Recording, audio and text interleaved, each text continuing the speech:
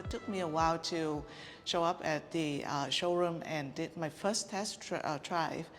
I was impressed. I've been driving mostly American cars, and as you know, it's heavy.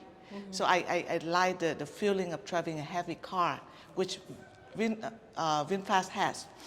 And I've been in other EV cars, and I didn't really like how it feels. And when I look inside the design and everything, I told my husband, I kind of like it. So it took me a while to think about that and do some comparisons, pricing, the down payment, and all that, and ask around, see what people think.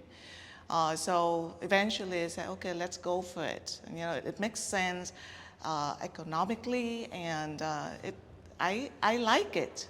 I'm impressed with the quality and the look and the feel.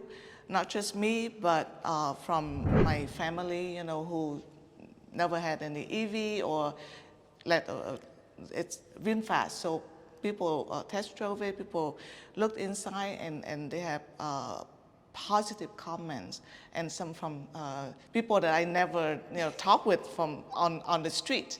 So yeah, so that's so very positive.